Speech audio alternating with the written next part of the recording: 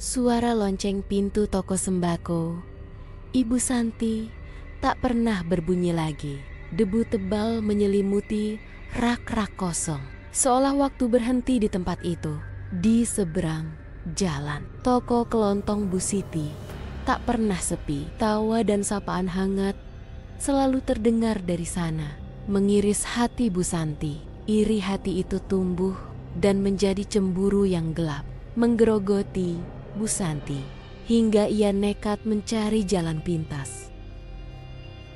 Sebelum kita lanjut ke cerita berikutnya, jangan lupa subscribe channel YouTube ini dan nyalakan lonceng notifikasinya. Dan kalau kamu suka ceritanya, jangan lupa untuk like videonya dan tinggalkan komentar di bawah.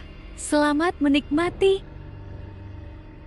Malam itu, dengan langkah gemetar, Bu Santi menyusuri jalan setapak di belakang desa. Ia bertemu seorang dukun tua. Matanya merah menyala dan senyumnya penuh misteri.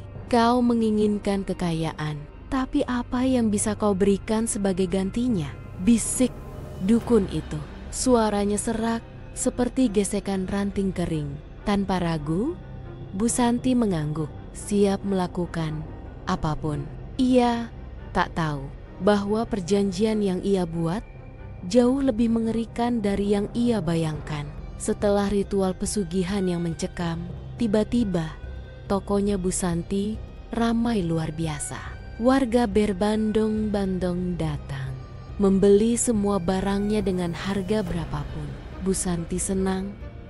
Ia kini menjadi penguasa di desa. Senyum sinisnya selalu ia tunjukkan pada Bu Siti, yang kini tokonya sepi dan seolah tak terlihat. Bu Santi menjadi sombong dan angkuh. Kekayaan membuatnya lupa diri. Semua berjalan normal hingga suatu malam Bu Santi mendengar bisikan lirih dari dalam rumahnya. Sudah waktunya, Santi. Bisikan itu terdengar seperti angin berhembus. Bu Santi merinding, tetapi ia berusaha mengabaikannya.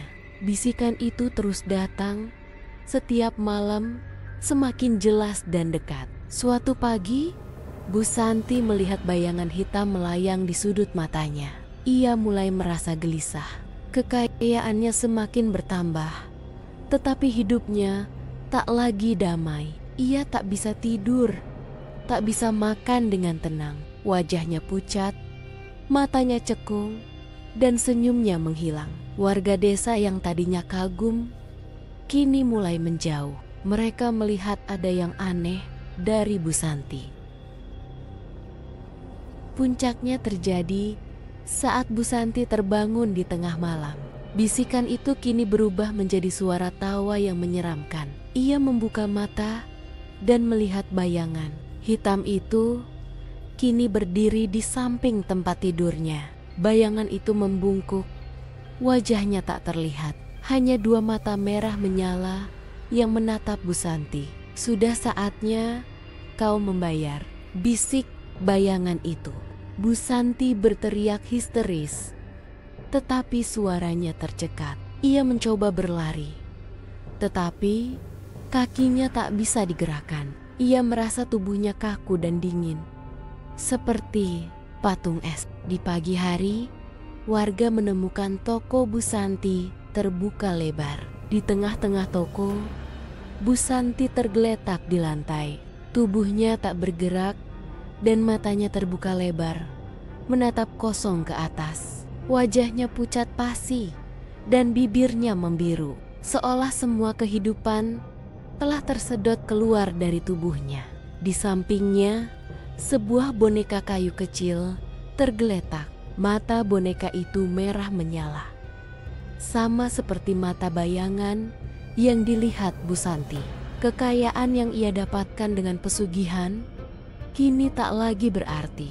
Toko Bu Santi kembali sepi, tetapi kali ini kesepiannya abadi. Warga desa tak lagi berani mendekat.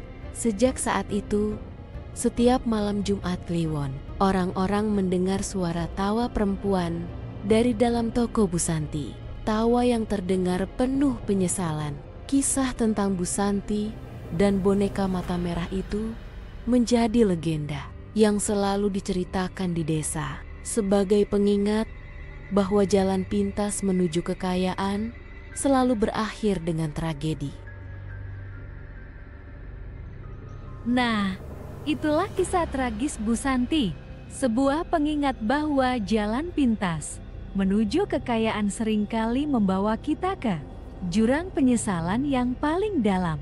Jangan biarkan iri hati dan keserakahan membutakan kita, karena setiap perbuatan pasti ada balasannya.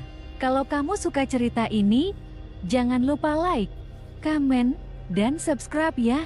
Sampai jumpa di kisah misteri berikutnya.